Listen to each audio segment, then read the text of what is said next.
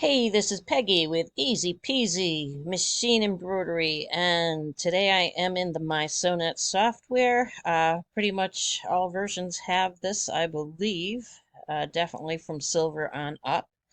And this is an updated how to make your thread cache work for you. I have other videos on thread cache, but I've learned some things since I posted those back a few years ago. Okay, so let's begin. So I am in the opening screen of the MySewNet software, and I'm going to go straight down into Configure, and I'm going to go straight into Utilities. You don't have to sign in or anything, and straight into Thread Cache. The first tab on the left is the brands of thread that you would use. So if you use Aurifil, you would click on that and then click the arrow and send it over, and it would land in your thread ranges. The middle tab is My Thread Database. So then you would start adding the threads that you have. If you click on My Threads, the threads that you just added to the My thread ranges should be here.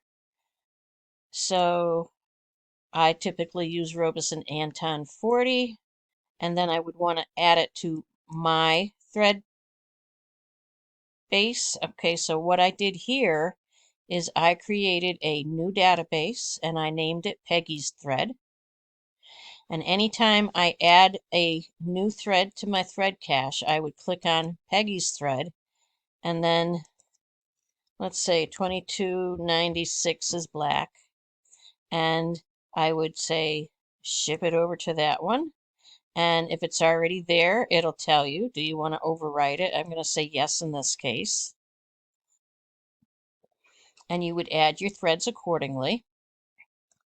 Now you can see that mine are pretty much by, like a color um, grouping.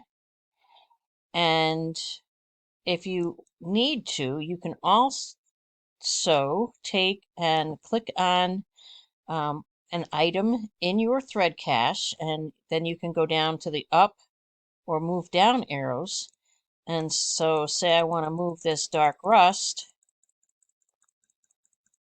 color up into the reds, I can do that. All right. You can, as you scroll over these things, it tells what they're going to do. Do not delete the My Threads database, which is that's one that they just added as a sample. Don't delete that. And take and make yourself one and then call it My Threads, because next time you update your software, it's probably going to overwrite it and you're going to end up doing your thread cache all over again. Ask me how I know.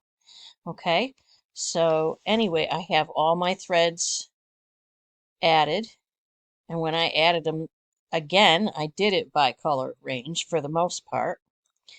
And anytime I buy a brand new thread, I use those up down arrows to move things into the position that I want. Rename database, delete database, import threads from embroidery, export your threads. So yes, you can export your thread cache. It'll it'll have a name. You can put it in your MySewNet folder or wherever you want to put it. And I'm going to do that right now. So I'm going to take and go down to my MySewNet folder, and I'm just going to put it in there. So if my thread cache ever gets knocked out, I can say I would like to import thread into mine, and it will import that specific thread database into my thread databases here. Anyway, and the other thing I wanted to say is right here, these are the threads that I have added to my thread database. to my thread ranges. If you want to add something that you haven't, no clue, you've picked it up someplace and it's on this list, you can add any thread that you want. Okay, they're all there.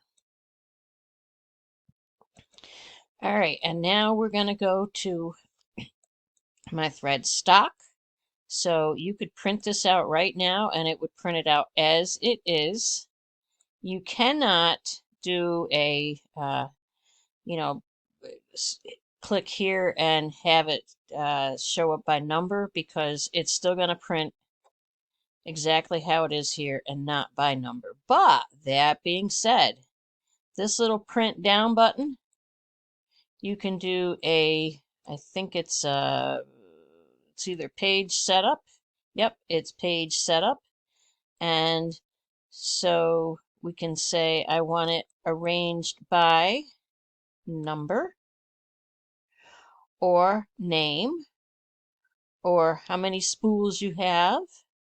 Can be arranged by notes, all those things. So if I wanted to have it printed by number,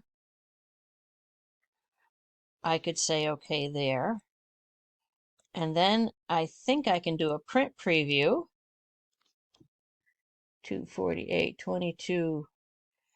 And it looks like,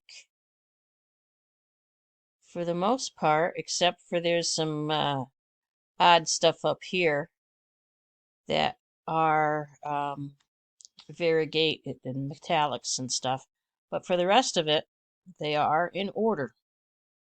And then you can print that out and take it to your store and figure out what you need to buy or what you've already got on hand, those kinds of things. Okay, so I hope you have learned something new from this video, and I'll catch you later. Bye.